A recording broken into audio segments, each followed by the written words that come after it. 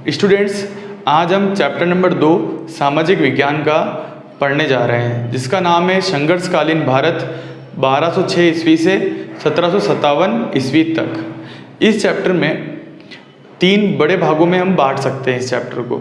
सबसे पहला भाग आता है 1206 ईस्वी से पहले वाला। 1206 ईस्वी के पहले वाला मतलब दिल्ली सल्तनत की स्थापना के पहले क्या स्थितियाँ थी, क्या कंडीशन थी, वो आता है। फिर आता है दिल्ली सल्तनत 1206 ईस्वी के बाद।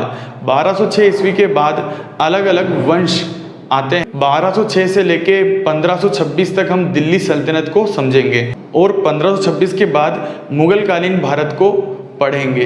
तो इस तरह से हम पढ़ेंगे। 1206 के पहले का इतिहास बहुत ही लिमिटेड दे रखा है, बहुत ही कम दे रखा है। तो जितना हमारे चैप्टर में हम उतना ही समझेंगे, उसी हिसाब से हम पढ़ेंगे। 1206 दिल्ली सल्तनत विस्तार से दे रखा है, डिटेल से दे रखा है, और मुगल कालीन भारत को भी बहुत ही डिटेल से समझा रखा है। तो इन दोनों को डिटेल से पढ़ेंगे। और 1206 दिल्ली सल्तनत की स्थापना से पहले जो भारत है उसको हम शॉर्ट में जो हमारे चैप्टर में दे रखा है उसी के अकॉर्डिंग हम पढ़ेंगे।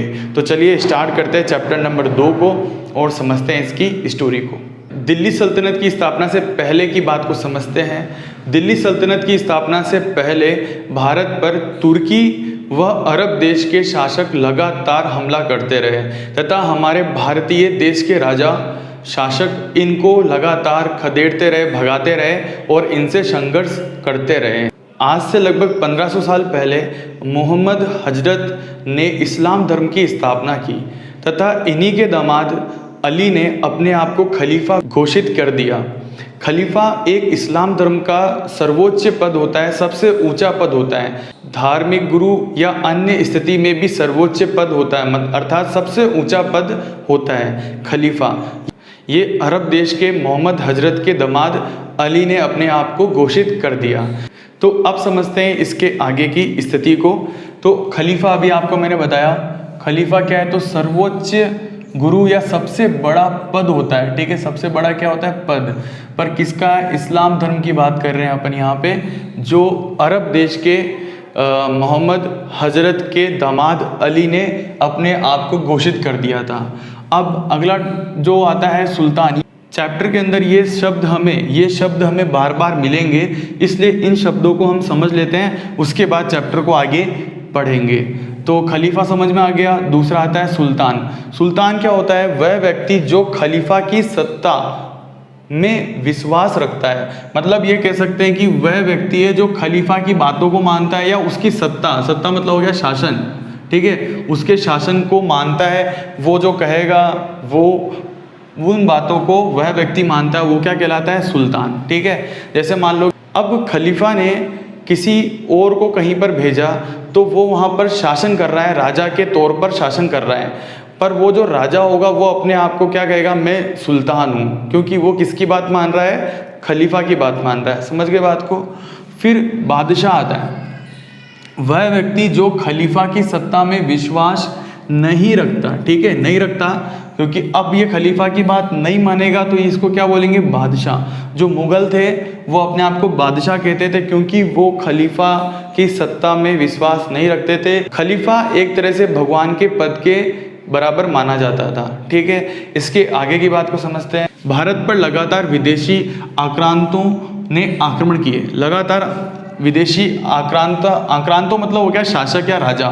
जो विदेशी होते, जो अरब और तुर्की थे, वो लगातार भारत पर क्या करते थे, आक्रमण करते रहते थे। अमर खलीफा के समय 636 ईस्वी में, जब अमर खलीफे के समय की बात कर रहे हैं, अमर खलीफा के समय की बात कर रहे हैं, अरबों द्वारा पहला समुद्री आक्रमण ठाणे में किया गया। ठीक है, सबसे पहले उन्होंने कहाँ पर आक्रमण किया, ठाणे में किया। ठीक है, फिर उसके बाद 1712 ईस्वी में मोहम्मद बिन कासिम व सिंध के राजा दाहिर, मतलब 2 आदमियों में लड़ाई हो रही है, मोहम्मद बिन कासिम और सिंध के राजा दाहिर। मोहम्मद बिन कासिम तो कहाँ से, तुर्की अरबी देशों से है, तथा सिंध का राजा जो है दाहिर, वो कहाँ का है, तो इंडिया का, भारत का है। तो इन दोनों के बीच बहुत ही भयानक खतरनाक युद्ध होता है, संघर्ष होता है। और इस युद्ध के बारे में जो बाबा धूरी और चचनामा इनके अंदर इनका इस युद्ध का उल्लेख मिलता है। ठीक है, किस युद्ध का उल्लेख मिलता है? तो राजा दाहिर और मोहम्मद बिन कासिम के युद्ध के बारे में जानकारी मिलती है। इस युद्ध में दाहिर जो राजा है वो हार जाता है और मोहम्मद बिन कासिम जीत जाता है इस युद्ध के अंदर। ठीक, मोहम्मद बिन कासिम के बाद अब तुर्की राजा महमूद गजनवी आक्रमण करता है भारत में। तो भारत में उसे कश्मीर के शाही शासक जयपाल और आनंदपाल से कड़ा संघर्ष करना पड़ता है, परंतु महमूद गजनवी इसमें जीत जाता है। महमूद गजनवी ने भारत पर 17 बार आक्रमण किए थे, पर भारत को सिर्फ और सिर्फ ये लूटना चाहता था, क्योंकि यहाँ पर भारत बहुत ही संपन्न देश था, बहुत ज़्यादा यहाँ पर सोना था और भी कई चीज़ें। तो इस तरह से भारत को क्या करता था, ये तुर्की जो शासक था गजनवी, ये भारत को क्या चाहता था, लूटना चाहता था। परंतु अभी तक अरब देश हो या तुर्की देश हो, कोई भी शासक भारत पर राज्य करने की मंशा से, राज्य करने की इच्छा से नहीं आता है। पर अब जो राजा आने वाला अगला मोहम्मद गोरी, ये जो है ये राज्य करने की नीति से आता है। तो ये पृथ्वीराज चौहान के हाथों पहले तो हार जाता है। पृथ्वीराज चौहान के हाथों इसको क्या करना पड़ता है, हार का सामना करना पड़ता है। और परंतु बाद में क्या होता है, ये जीत जाता है। और इसी का एक गुलाम, मोहम्मद गोरी का एक गुलाम था कुतुबुद्दीन ऐबक। कुतुबुद्दीन ऐबक जो मोहम्मद गोरी का गुलाम था, मोहम्मद गोरी इसे भारत का उत्तराधिकारी, भारत का राजा या उत्तराधिकारी बना देता है। मोहम्मद गोरी की 1206 ईस्वी में मृत्यु होने के पश्चात कुतुबुद्दीन ऐबक भारत में गुलाम वंश की क्या करता है, स्थापना करता है।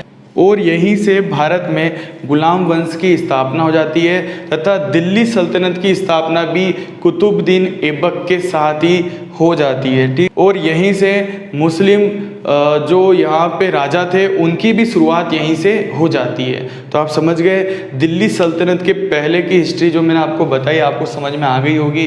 दिल्ली सल्तनत के पहले कुछ ज़्यादा खास नहीं है, थोड़ा सा इंट्रो दे रखा है, थोड़ी सी जानकारी दे रखी है। दिल्ली सल्तनत को हम अब डिटेल में समझना है तो आगे बढ़ेंगे हम दिल्ली सल्तनत को। एक बात सुनिए आप, जितने भी चैप्टर सारे इंग्लिश मीडियम में अपलोड होंगे, पर उसी के साथ में हिंदी मीडियम, जो आपके हिंदी मीडियम के दोस्त हैं उनको भी शेयर कीजिए। हिंदी मीडियम में भी अब सारे चैप्टर अपलोड होंगे। इंग्लिश मीडियम के जो चैप्टर हैं बिल्कुल सेपरेट अपलोड होंगे, हिंदी मीडियम के चैप्टर बिल्कुल सेपरेट अपलोड होंगे। मतलब दोनों ही मीडियम में चैप्टर अपलोड होंगे, पर दोनों ही मीडियम के चैप्टर बिल्कुल सेपरेट, मतलब इंग्लिश मीडियम का अलग और हिंदी मीडियम के अलग, तो बिल्कुल सेपरेट चैप्टर आपके अपलोड होंगे। और अगर कोई भी चैप्टर ढूंढने में कोई दिक्कत आती है तो प्लेलिस्ट जो है, प्लेलिस्ट में जाकर आप चेक करो और आपको चैप्टर सारे मिल जाएंगे। और आपके एग्ज़ाम से पहले मैं सारे चैप्टर अपलोड कर दूंगा।